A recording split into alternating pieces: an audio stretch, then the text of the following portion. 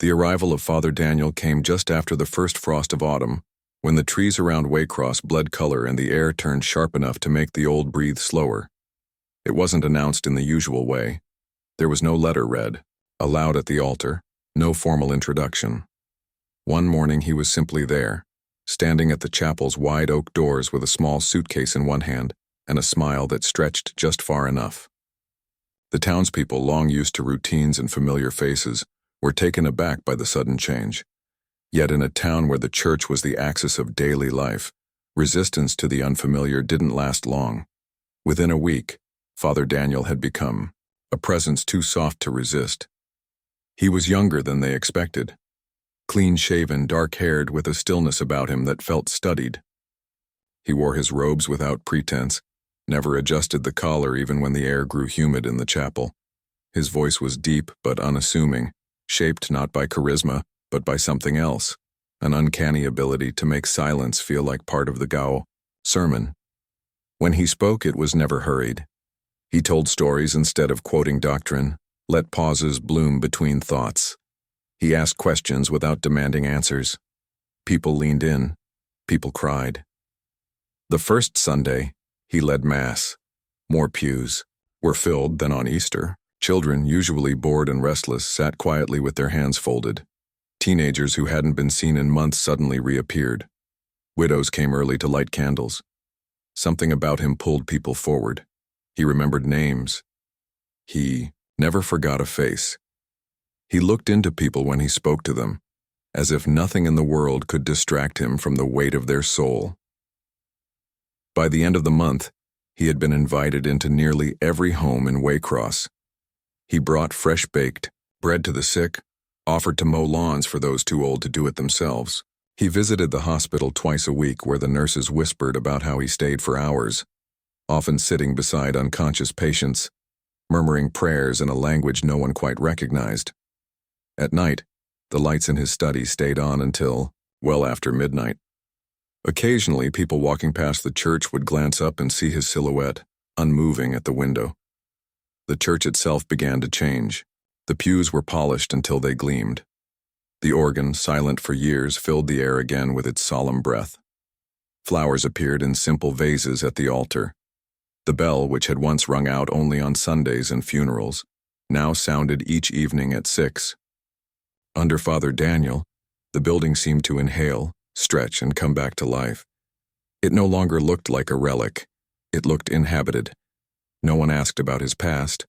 There were assumptions, vague ones. Perhaps he came from a big city parish, or studied somewhere overseas. He never mentioned family, never showed photographs. There were no visits, no cards at Christmas addressed to his name. And when someone did ask, usually politely, usually in passing, he would smile, shake his head slightly, and divert the conversation with such skill that no one even realized their question had gone unanswered. He held weekly meetings with the church committee but never allowed anyone else into the vestry where he kept his records. He took over the church finances, explaining it was better streamlined. He offered to lead youth groups, midnight meditations, a men's circle that met once a month in candlelight. He introduced new hymns, gentle melodies that no one recognized but that seemed somehow familiar.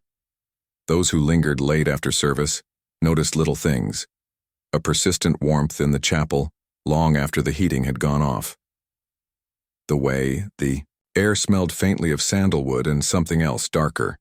Sometimes the locked doors at the back of the building would echo with quiet, rhythmic thuds, muffled by the thick old walls. Once, a janitor found scratches on the wood near the supply closet, but no one brought it up again. He was always kind. That was the strange part. Kind to the point of almost seeming empty, like his kindness was a mask without anything behind it. He hugged with the perfect pressure. He grieved with the right amount of silence. He celebrated just long enough to avoid suspicion. Yet his eyes never lingered. He blinked too slowly. He never sweat, even in the summer. Still, people trusted him. People needed him. The previous pastor, Father Malcolm, had left abruptly, citing illness, but had never been seen at the hospital. No one had followed up. His things had been cleared out overnight. Daniel had moved into the rectory the next day. When asked, the church elders claimed everything had been done according to the diocese, but no one ever saw the paperwork. That, too, was eventually forgotten. Waycross was a place of quiet faith and quiet denial. People didn't want to know more than they needed to. They preferred their peace undisturbed. And Father Daniel gave them peace. He brought comfort to funerals. He offered absolution without judgment. He made the town feel watched over. But every night the same small window in the chapel glowed softly until the sky turned silver. From inside, a single lamp lit Father Daniel's study, where he sat alone for hours unmoving. No one knew what he did. No one knocked. And slowly, unnoticed, the church became a place where secrets lived and grew. The church library had always been the quietest room in the building, tucked behind the west hallway, shielded by a thick wooden door and insulated walls. Few parishioners ever used it. Most didn't even know it existed. A leftover from a different time, it held old theological volumes, dusty encyclopedias, brittle hymnals, and parish records dating back over 100 years. The windows were small and foggy, their view blocked by hedges that grew wild just outside. Time moved slowly in that room, if it moved at all. It had no clock, no radio, and often not even the humming of the heating system. The air was always still, always a few degrees cooler than the rest of the church. After Father Daniel arrived, the door to the library remained closed most days. But one evening in late November, Ellen, the church secretary, was sent to find a donation ledger. When she stepped inside, the scent surprised her. It didn't smell like dust or old paper anymore. It smelled like lavender and something sterile, like a hospital corridor. The books were still there, lined in rows, but the far end of the room had been subtly rearranged. A new cabinet had been installed against the back wall. A small rug lay in front of it. On top of the cabinet sat an incense burner, unlit, but used recently. The faint residue curled upward like smoke lingering in memory. She didn't dwell. She found the ledger and left. But the feeling stayed with her, heavy and unwelcome. It was shortly after that when the decision was made to install a camera.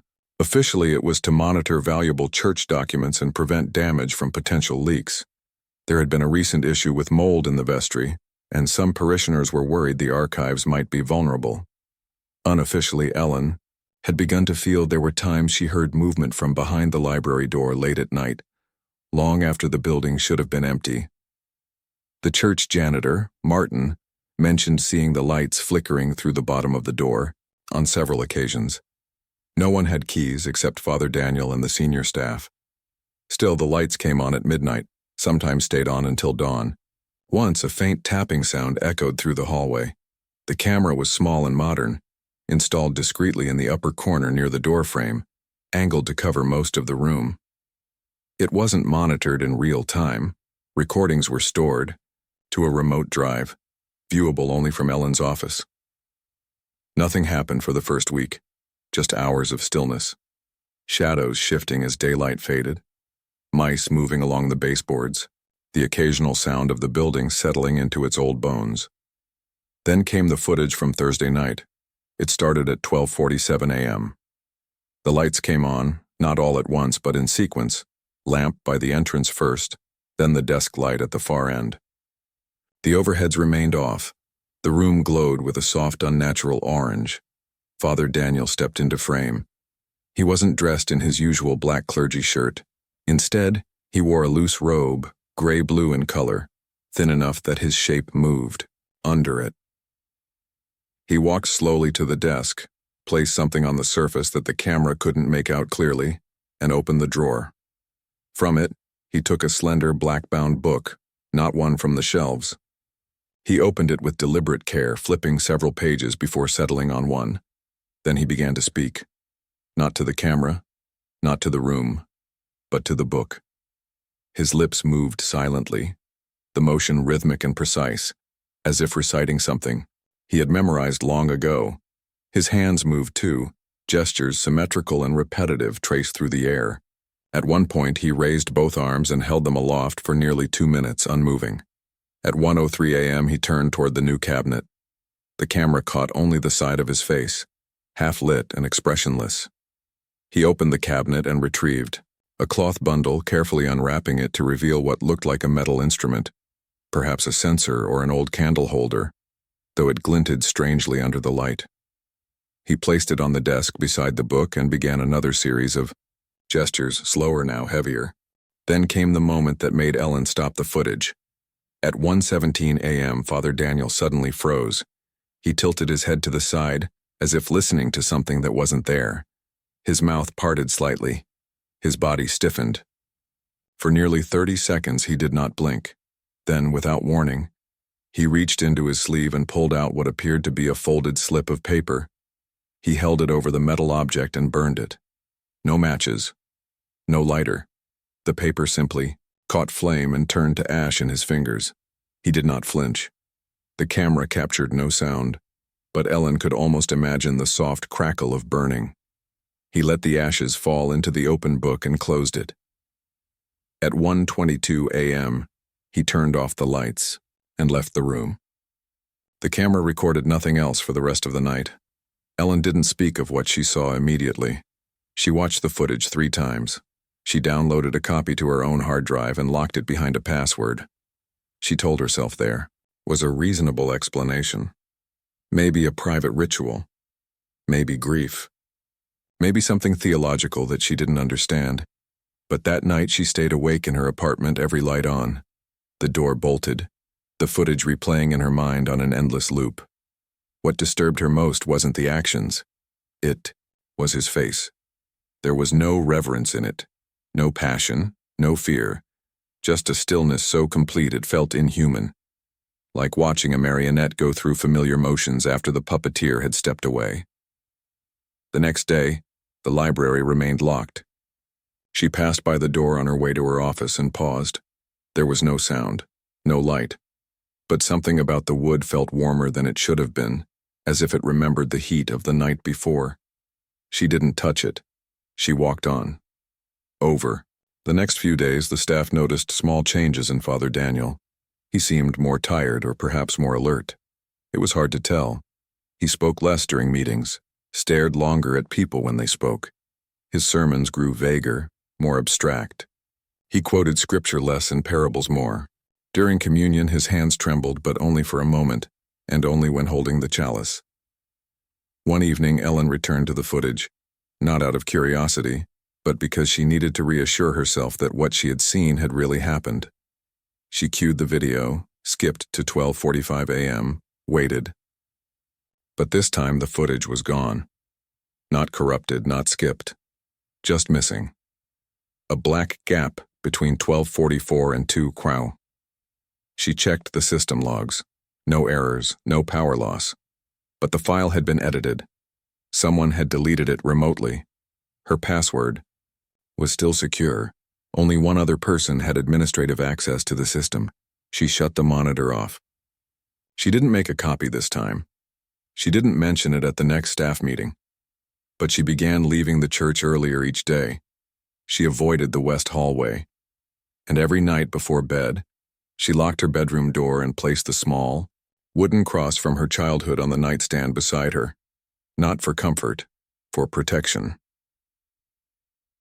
The 3rd floor of the church had long since faded from the collective memory of most parishioners.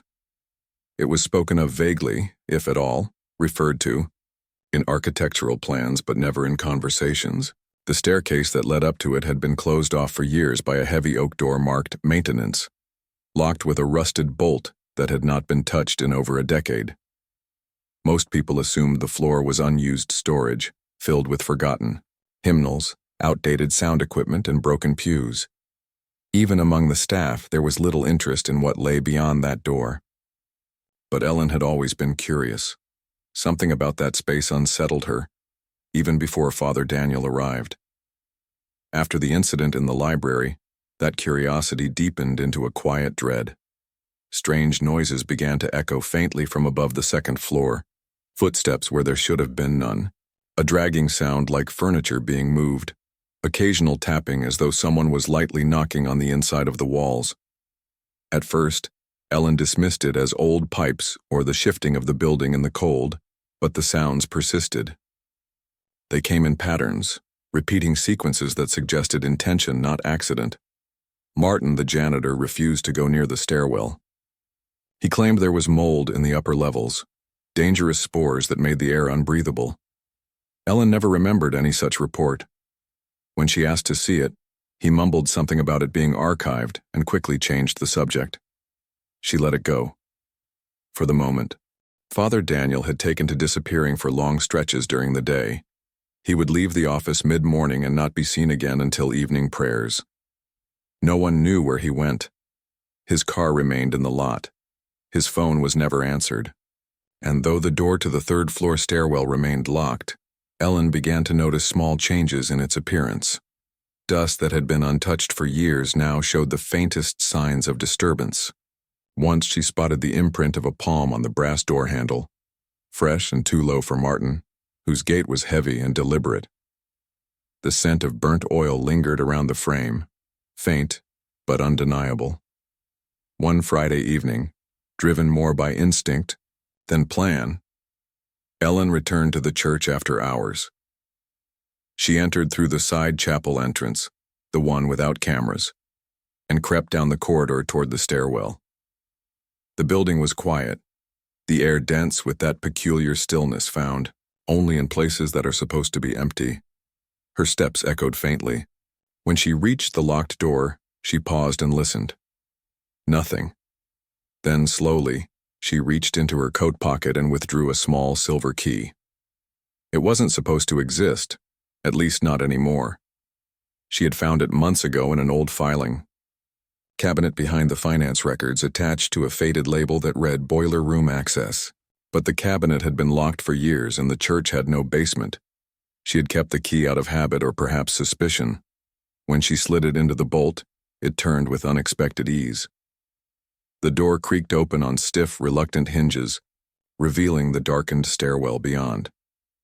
The air that rushed out was warm, not stale, and smelled faintly of incense and iron. She hesitated only a moment before stepping inside. The staircase was narrow and steep, the walls on either side lined with flaking plaster and faded remnants of scripture verses. A single light bulb hung from the ceiling, its chain swinging slightly despite the absence of any draft. As she ascended, her footsteps softened, absorbed by the thickening dust. Halfway up, the air changed.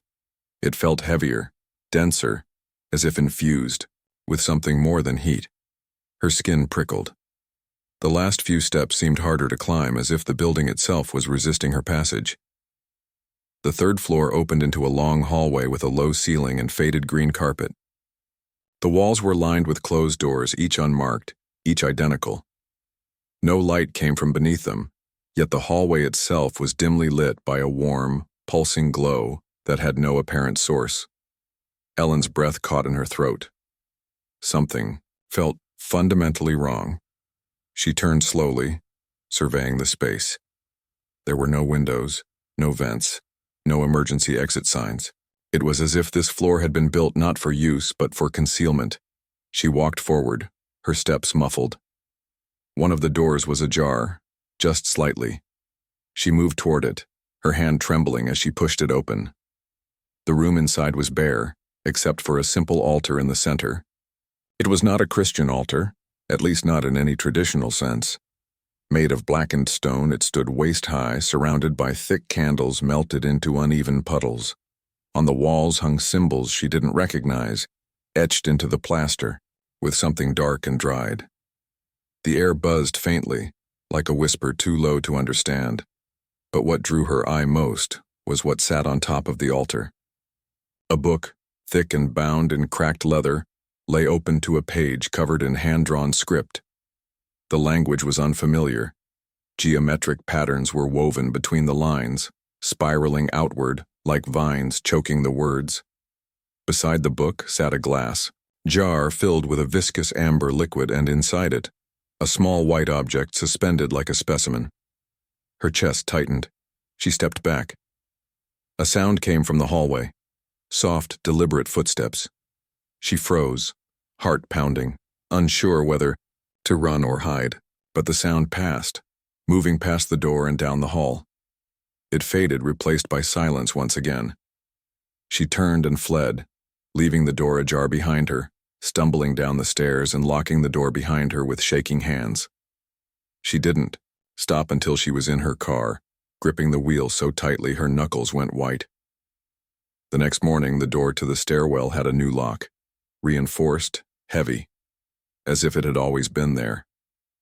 Ellen said nothing, but that night she couldn't sleep. Her dreams were filled with whispers and flickering candlelight, and a cold, staring eye floating in amber. She began to suspect the third floor was never abandoned. Not really. It had simply been waiting. The basement of St. Alden's Church had always been an afterthought, a relic from a time when such places were used for storing coal or sheltering from storms.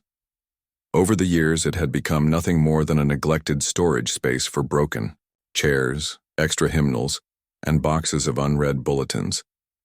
Few people had reason to go down there anymore.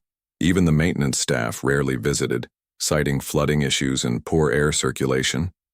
But Ellen knew that if answers existed, if there was any place untouched by the curated cleanliness of the church's public spaces, it would be below ground, buried beneath stone and shadow.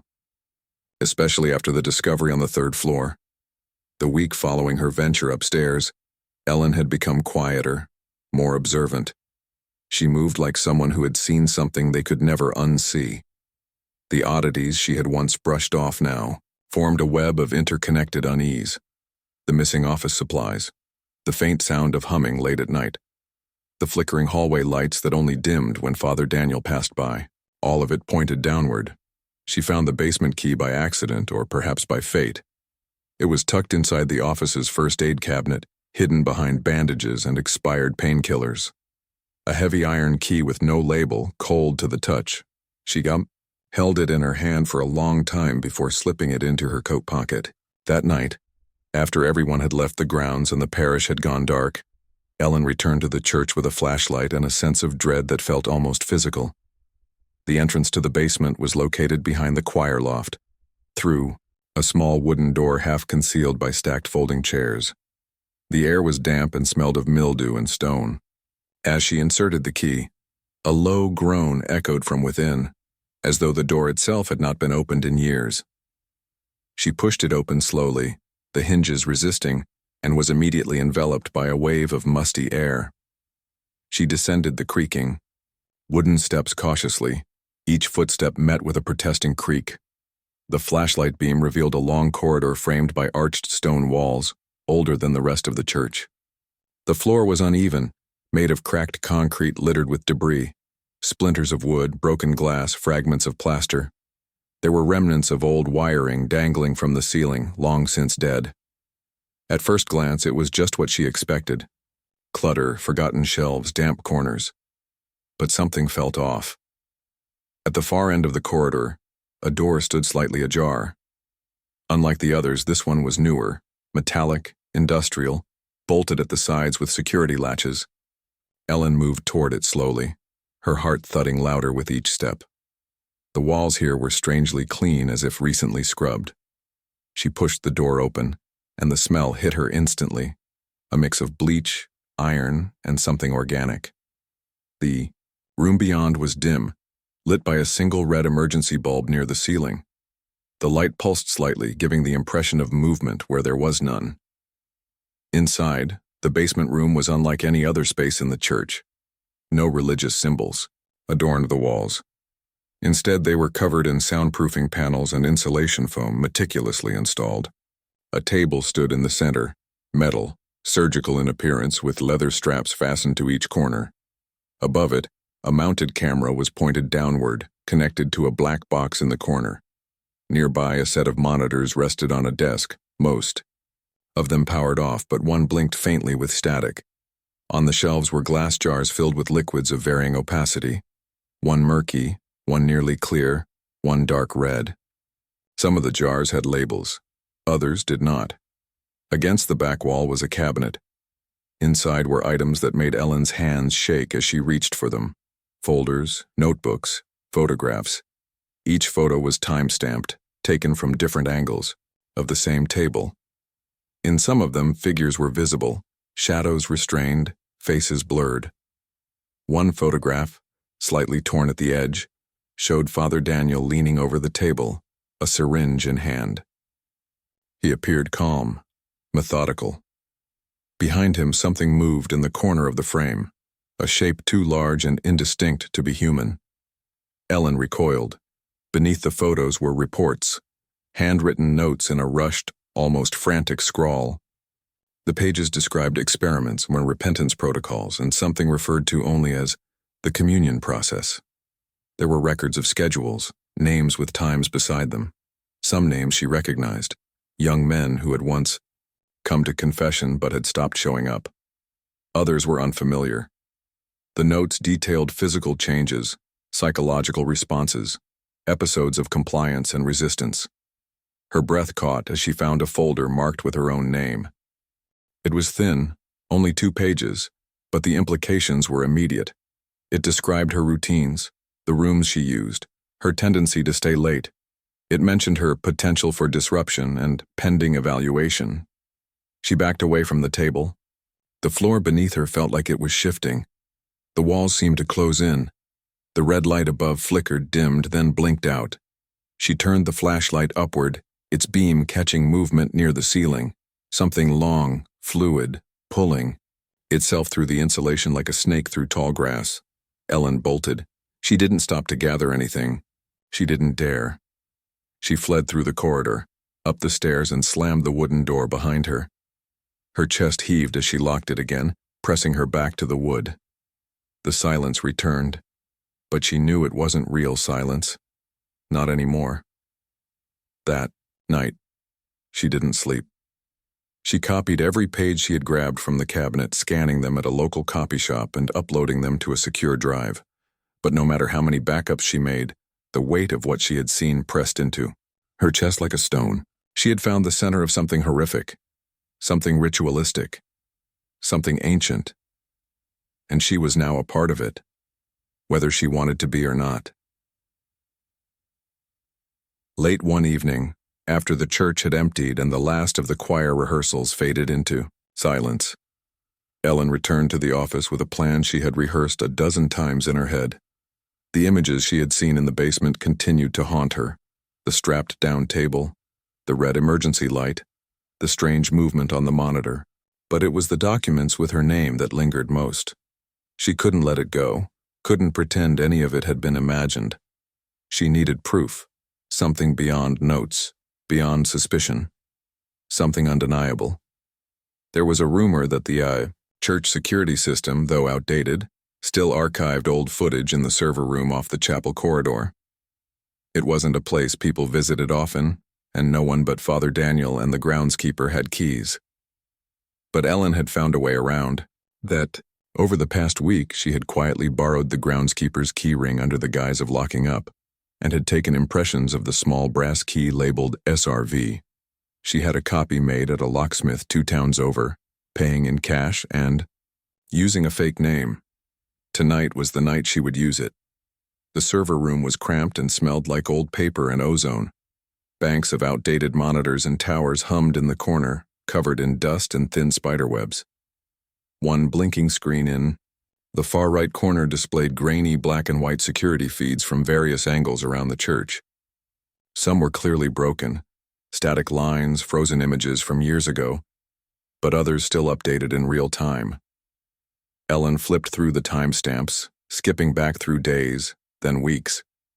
She worked methodically, searching for footage from the 3rd floor in the basement. Nothing.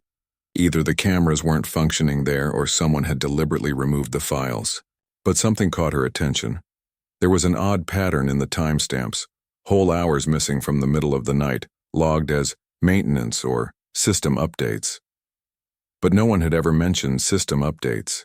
She checked the logs and cross-referenced them with the church's official activity reports.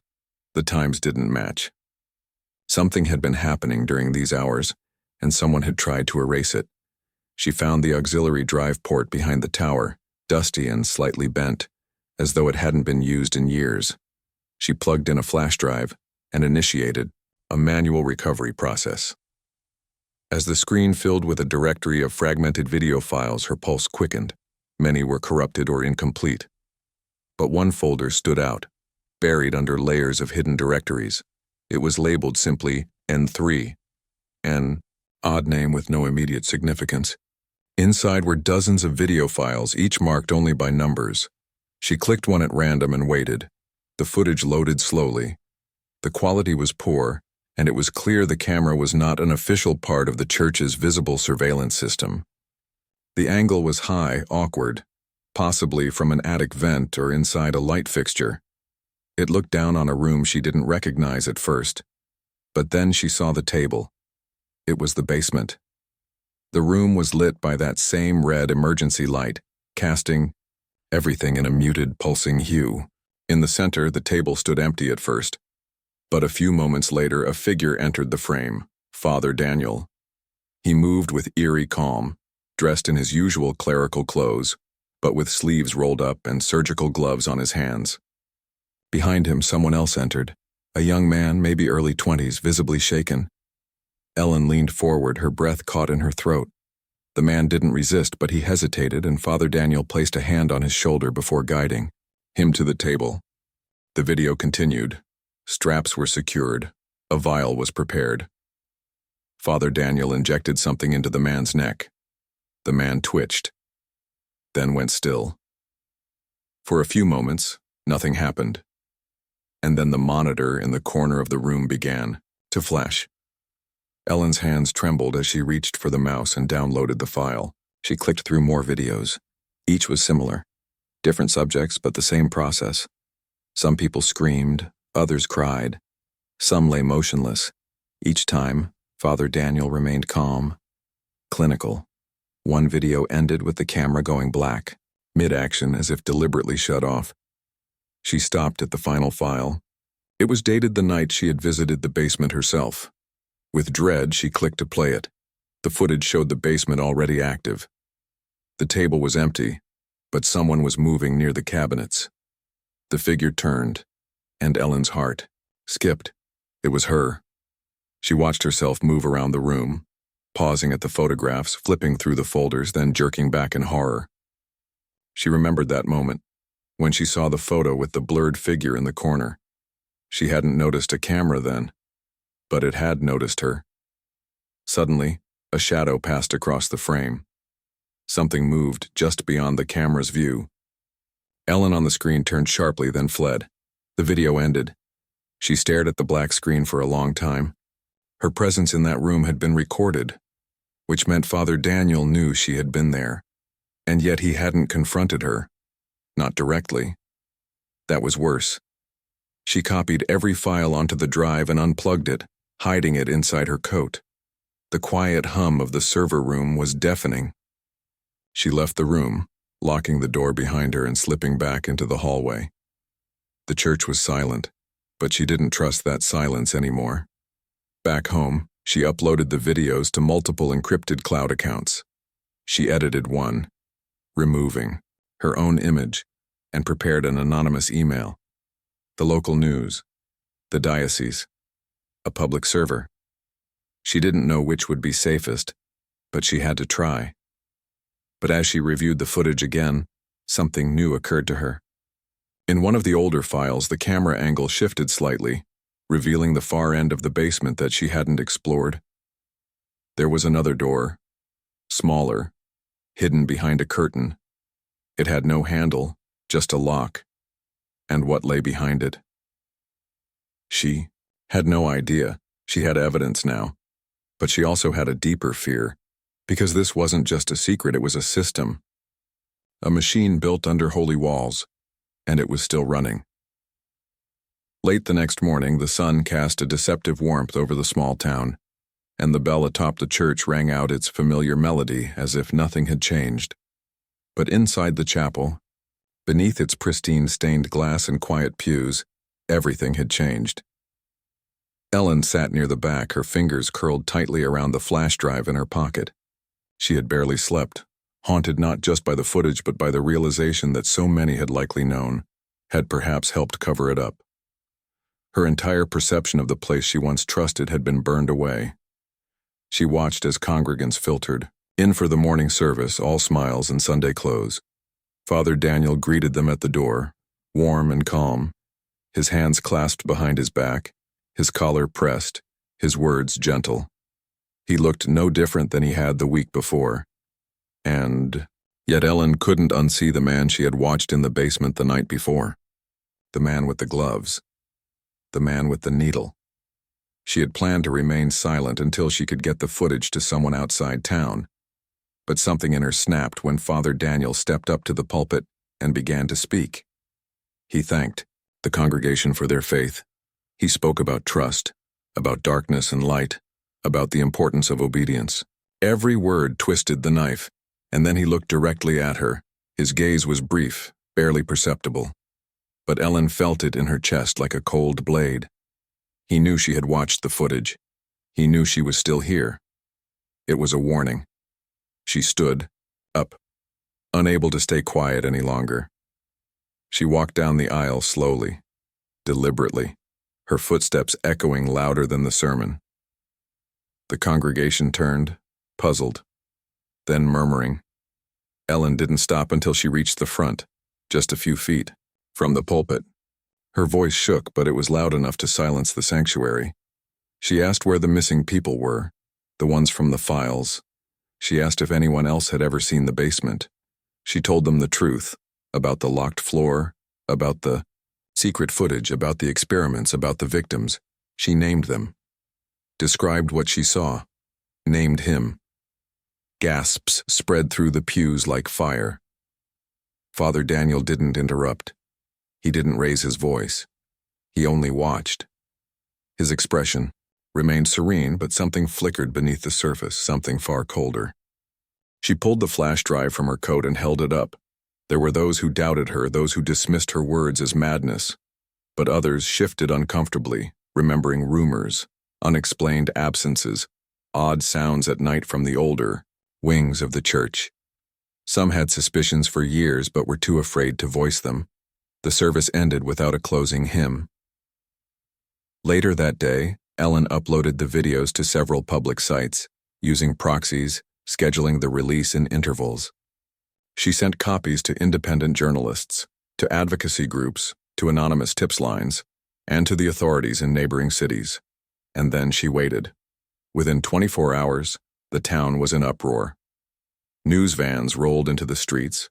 The church council held an emergency session. Anonymous church staff began leaking information.